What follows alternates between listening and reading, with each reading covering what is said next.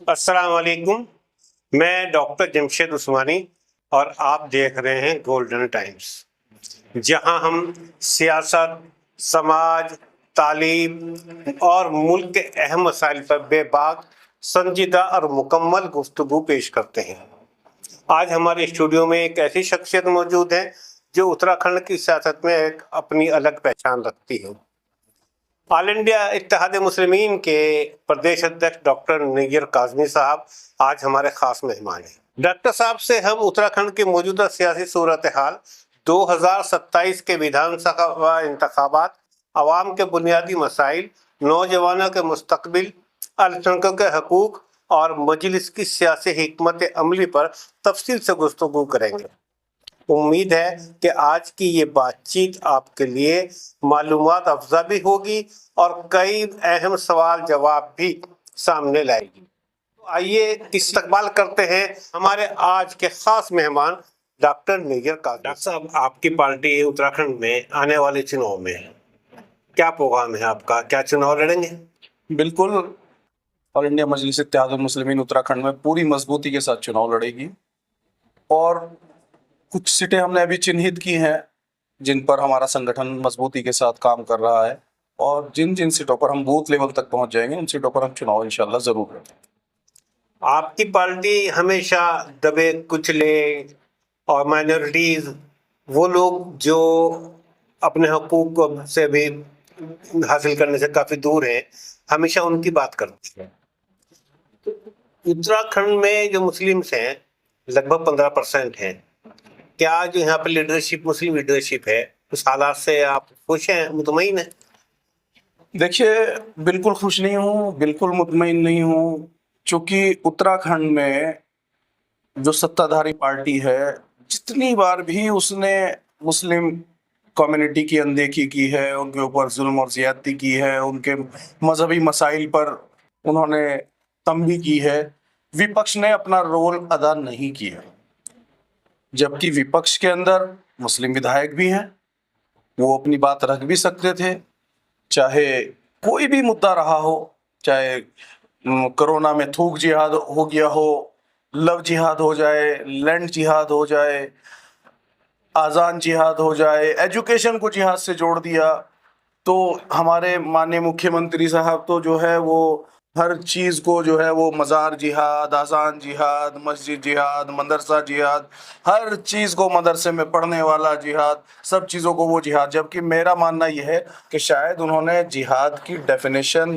جہاد کی پریبھاشا کو نہیں سمجھا، کہ جہاد کا مطلب میں آپ کے مادھیم سے بتا دوں ان کو، کہ وہ جو ہر چیز میں جہاد جوڑتے ہیں، جہادی اور فسادی بتاتے ہیں، تو جہاد کا مطلب سنگھرش کرنا ہوتا ہے، جہاد کا مطلب جد و جہد کرنا ہوتا ہے، جہاد کا مطلب ایفرٹس کرنا ہوتا ہے، جہاد کا مطلب کوشش کرنا ہوتا ہے۔ اب وہ اس کوشش کو جو ہمارے بچے مدرسے میں پڑھتے ہیں ان کو وہ برا لگ رہا تھا، مدرسہ بورڈ بند کر دیا، مدرسہ بورڈ بند ہو گیا، کسی کانگریس کے لیڈر کا کوئی بیان مدرسہ بورڈ کے اوپر نہیں آیا۔ وپکش وہ ہیں، کیوں اس کے خلاف وہ سڑک پر نہیں آتے، کیوں دھرنا نہیں؟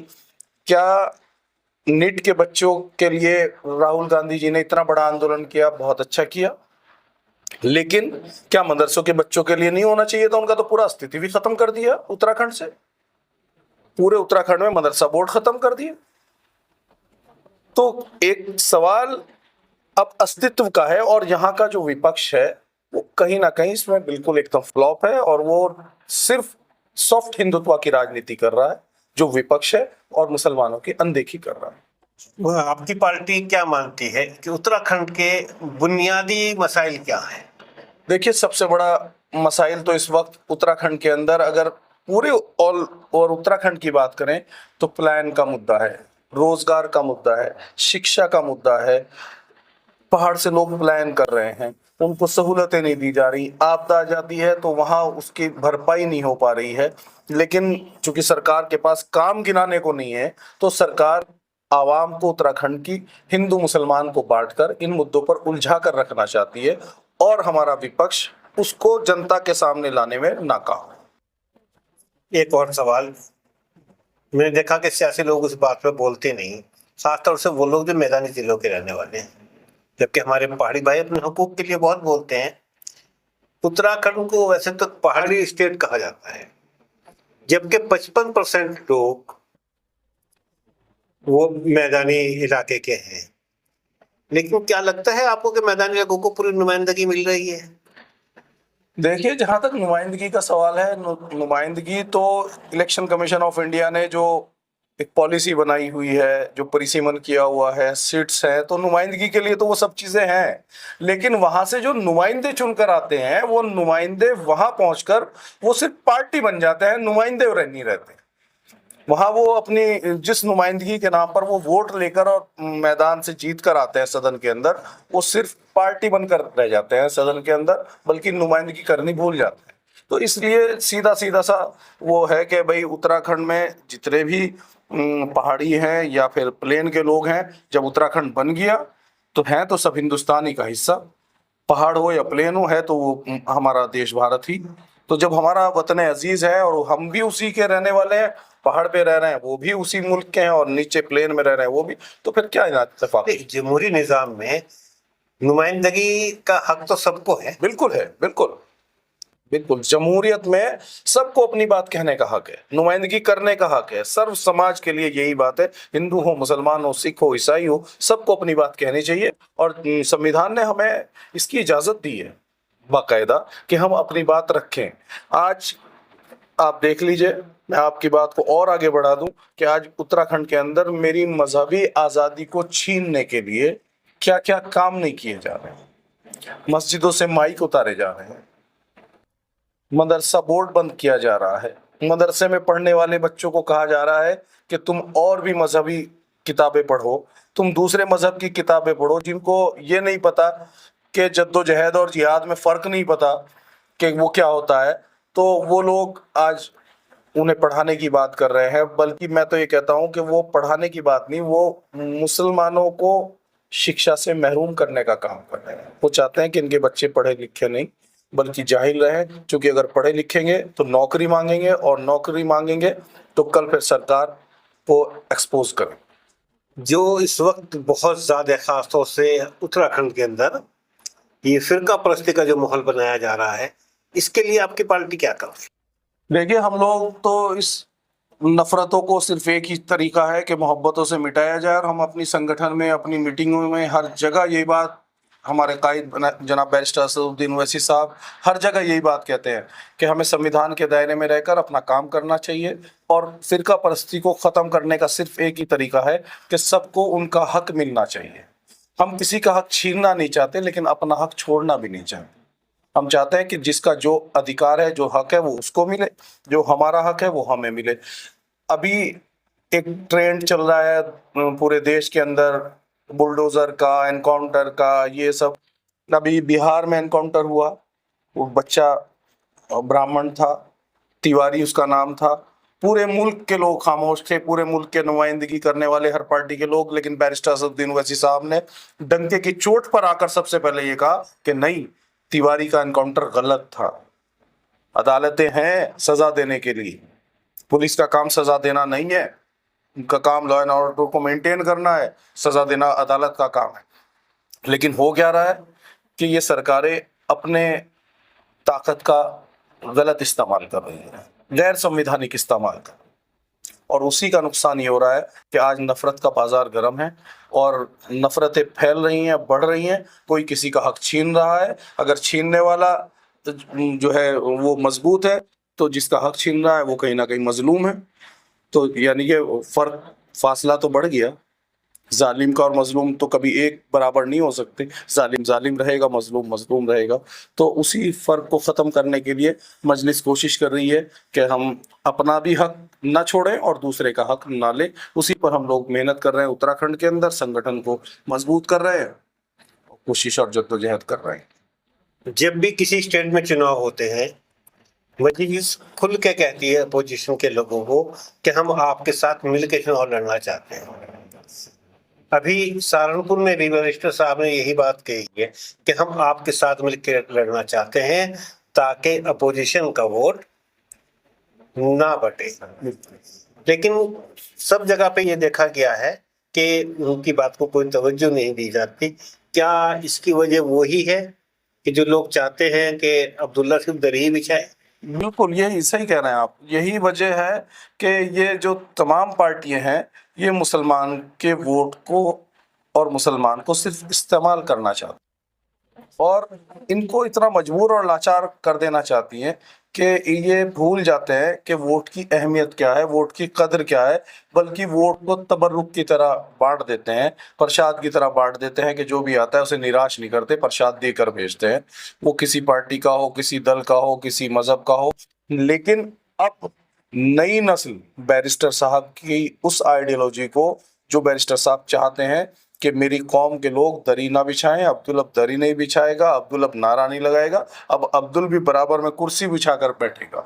تو اس پر ہم لوگ کام کر رہے ہیں. الحمدللہ ہمارے جو نوجوان طبقہ ہے اور ہمارے بزرگ کی دعائیں ہیں, نوجوان ایک طرفہ پورے ملک کا, رات آپ نے سہارنپور میں دیکھا کہ کیا عالم تھا وہاں پر بھیڑ کا, کہ آدمی کو پیر رکھنے کی جگہ نہیں تھی.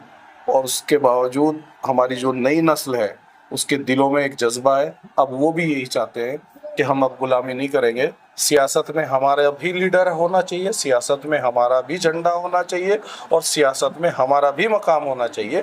ہم بھی آپ کے ساتھ مل کر چناؤ لڑنا چاہتے ہیں اور فاسسٹ طاقتوں کو ہرانا چاہتے ہیں. لیکن یہ جو پارٹیاں ہیں یہ کیا چاہتی ہیں, ان کی سوچ اور ان کی منشا یہ رہتی ہے کہ نہیں, مسلمان تو کے پاس کوئی آپشن نہیں ہے, یہ تو ہمارے ساتھ آئے, ہم انہیں جھوٹی بہلاوے لالی پاپ انہیں دیں گے اور یہ ہمارے ساتھ آئے گا. جبکہ اب بیرسٹر صاحب نے وہ الگ جلا دی ہے اس ملک کے اندر کہ نوجوان, خاص طور سے دلت, مسلمان, اگڑا, غریب اور انصاف پرست اور سمویدھان پر یقین رکھنے والا شخص, کوئی بھی بھارتی ہو, وہ ہندو, مسلمان, سکھ, عیسائی, وہ سب لوگ بیرسٹر صاحب کو اپنا لیڈر مان رہے ہیں. اور آنے والے وقت میں بیرسٹر صاحب کے نام پر ووٹ بھی ملے گا اور سپورٹ بھی ملے گا بیرسٹر صاحب. آزادی سے لے کے ابھی تک ہر چناؤ میں خاص طور سے مسلمانوں کو کچھ نہ کچھ ایک خوف بتا دیا جاتا ہے, ملک و ملت خطرے میں ہے, آئین خطرے میں ہے, فلاں چیز خطرے میں ہے, امن خطرے میں ہے, اس لیے اپنے حقوق کی بات نہ کرو. جبکہ جمہوریت میں ایک چناؤ چیز ہوتی ہے جب کوئی بھی فرقہ, کوئی بھی ورگ اپنی جو اس کی ڈیمانڈس ہے وہ رکھتا ہے اور ان کی ووٹنگ کرتا ہے, یہ اس کا جمہوری حق ہے. لیکن مسلمان ہم دیکھتے ہیں کہ وہ نہ اپنے کو ڈیمانڈ کرتا ہے, نہ وہ ایجوکیشن کی بات کرتا ہے, اس کو بس بتا دیا جاتا ہے کہ آپ کو اس کو ہرانا ہے, آپ کو اس کو جتانا ہے. کیا یہی جمہوریت ہے؟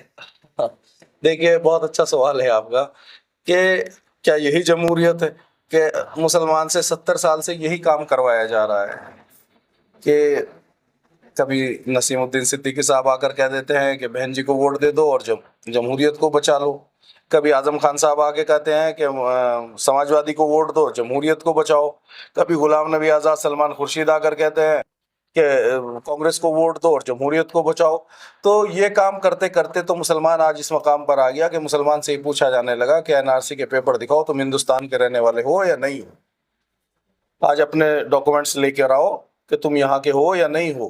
ابھی آسام کے اندر 1600 لوگوں کو ملٹری اور پیراملٹری اور پولیس جو ہے وہ بنگلہ دیش کے بارڈر میں پھینک کر آ گئی, چھوڑ کر نہیں ہے, پھینک کر آئے کہ تم ہندوستانی نہیں ہو, جو پچھلے 60 سال 30 سال 50 سال سے ہندوستان کے اندر ہے.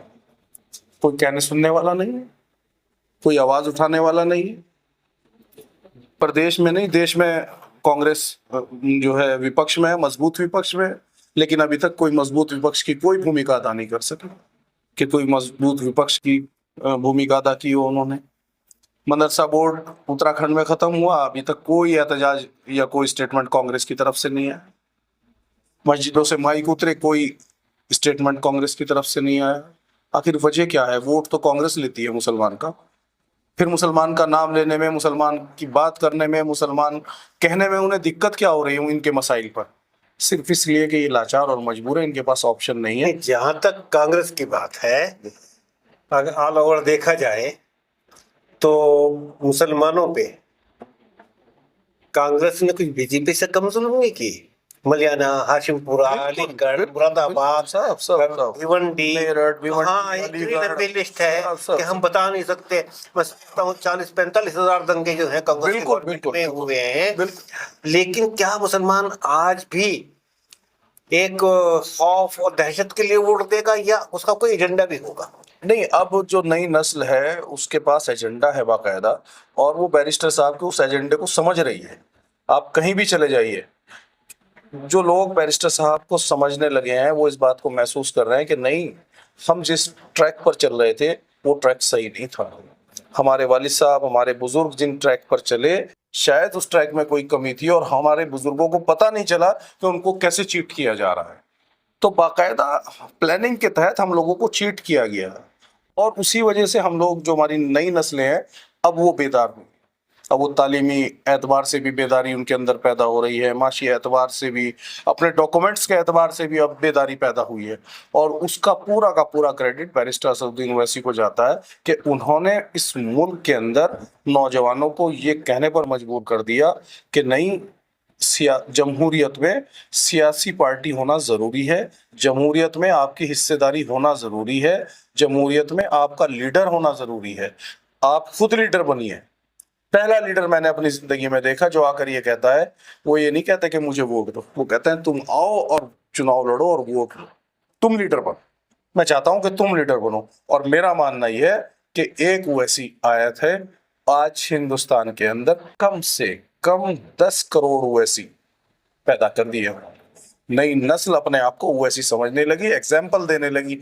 گھر میں بیٹھی ہماری ماں بہنیں جو موبائل پر اویسی صاحب کو سنتی ہیں، دیکھتی ہیں، وہ اویسی صاحب کی بات کرنے لگی. تو یقیناً کہیں نہ کہیں بدلاؤ آ رہا ہے، اور تھوڑا سا اور وقت لگے گا، بدلاؤ ضرور آئے گا. کیا امید کی جائے کہ 2027 کے ودھان سبھا چناؤ میں مسلمان تعلیم، روزگار وغیرہ کی سوال کرے گا؟ بالکل. ہماری کوشش یہی ہے کہ یہ لوگ سوال کرنا شروع کریں. ہماری کوشش یہی ہے کہ لوگ سوال پوچھیں. میں تو کہتا ہوں اپنی تقریروں میں کہ جب نمائندے آپ سے ووٹ مانگنے آئیں گے تو آپ ان سے سوال پوچھنا. اور میں سوال دیتا ہوں کہ یہ سوال چھوڑ کے جا رہا ہوں، ان سے پوچھنا کہ آپ نے کیا کیا، آپ نے بچوں کے تعلیمی نظام کے لیے کیا کیا، آپ نے ہمارے معاشی نظام کے لیے کیا کیا، آپ نے سرکاری اسپتال کتنے بنوائے، آپ نے سرکاری اسکول کتنے کھلوائے. سڑک، نالی، کھڑنجا، یہ تو ہمارا ہی پیسہ ہے، لیکن ہمارے بچوں کے مستقبل کے لیے. اور سب سے بڑی بات، ان سب سے اوپر ہٹ کر آدمی کا آتم سمان. تو جو آتم سمان ہے وہ آپ کس لیول پر ہے آپ کا، یہ آپ کو پتا ہونا چاہیے. اور یہ ضرور پوچھنا کہ جس کو ہم اپنا نمائندہ، اپنا بڑا بنا کر ووٹ دے رہے ہیں، وہ سامنے والے کے سامنے کھڑا ہو کر اپنے آپ کو کتنا آتم سمان کے ساتھ کھڑا ہوتا ہے، کتنا ڈیمورلائز، کتنا نیچا ہو کر محسوس کرتا ہے اپنے آپ. تو اس لیے ہماری کوشش یہی ہے کہ مسلمان اب مدعوں پر ووٹ کرے. مسلمان اب بھارتیہ جنتا پارٹی کے خوف سے اور کسی کو ہرانے اور کسی کے جتانے کے لیے ووٹ نہ کرے، بلکہ سوچ سمجھ کے دانشور انداز میں، جس طرح سے دلتوں پر ظلم ہم سے زیادہ ہوئے، لیکن دلتوں نے جب ان کو سمجھ آئی تو انہوں نے اپنے سماج میں ایک نہیں 2 لیڈر پیدا کر دیے. مانیور کاشی رام صاحب نے جو ہے الگ جلائی تھی، بہن جی کو مکھیہ منتری بنا دیا، ابھی چندر شیکھر راون بھائی کو جو ہے وہاں پر ایم پی بنا دیا. دلت سماج نے، دانشور ہیں وہ لوگ، ان کی سلام کرتا ہوں ان لوگوں کو، ان کی عقل مندی کو، کہ ان کو کوئی پارٹی یہ نہیں کہتی کہ یہ ہمارے ساتھ ہے. وہ سب کہتے ہیں یہ تو بہوجن سماج کے لوگ ہیں، بہوجن کے ساتھ ہوں گے، دلت سماج کے لوگ ہیں، دلت کے ساتھ جائیں گے. لیکن یہ وقت آنے والا ہے کہ جب یہ کہا جائے گا کہ یہ مسلمان ہے اور یہ مسلمان مجلس کے ساتھ جائے گا. جو نفرت کا ماحول ہے، ایسے میں آپ اتراکھنڈ کے نوجوان، وہ کسی بھی مذہب اور فرقے کے ہوں، ان کے لیے آپ کیا اپیل کرنا چاہیں گے؟ میں ابھی میٹنگ میں بھی یہ بات میں نے کہی کہ مجلس کے لوگ، خاص طور سے ہماری جماعت اور انڈیا مجلس اتحاد المسلمین کے لوگوں سے میں یہ اپیل کر کے آیا ہوں کہ نفرت کا جواب نفرت نہیں ہوتا. آج نفرتیں یہاں اتنی زیادہ ہیں کہ للت شرما جیسے لوگ یہاں رہتے ہیں اور جن کا کاروبار ہی صرف نفرت بانٹنا ہے، لیکن ہم ان کا جواب نفرتوں سے نہیں، محبتوں سے دیں گے. ہم ان کے ہمدرد بنیں گے. میں نے بتایا کہ کسی کا پڑوسی ہندو ہو، مسلم ہو، سکھ ہو، عیسائی ہو، ہر ایک کے دکھ درد میں کام آئیے اور اپنی طرف سے سیوا بھاؤ، خدمت کا کام کیجئے. دیکھ لینا آپ کچھ دن میں، چونکہ نفرتیں زیادہ دن نہیں بنپ سکتی. اس ملک کی مٹی میں محبت ہے اور اس ملک میں نفرت زیادہ دن تک نہیں ٹک سکتی. یہ کچھ دن ہے، ان کا فائدہ اٹھانے کے لیے، اپنے ذاتی فائدے کے لیے نفرت پھیلا رہے ہیں. ہندو مسلمان اس ملک میں پہلے بھی ساتھ تھا، آج بھی ساتھ ہے، کل بھی ساتھ رہے گا. نفرتی چنٹو 10 20 50 ہیں، آئے ہیں، کل چلے جائیں گے. آپ گولڈن ٹائمز میں تشریف لائے، اس کے لیے بہت بہت شکریہ. آپ کا بہت بہت شکریہ کہ آپ نے مجھے اپنے اسٹوڈیو میں بلایا اور آپ نے اتنی ساری اچھی باتیں کی. بہت شکریہ آپ کا، آپ کی پوری ٹیم کا، گولڈن ٹائمز کا، اور آپ کے گولڈن ٹائمز کے تمام امپلائیز کا، پوری ٹیم کا بہت بہت شکریہ.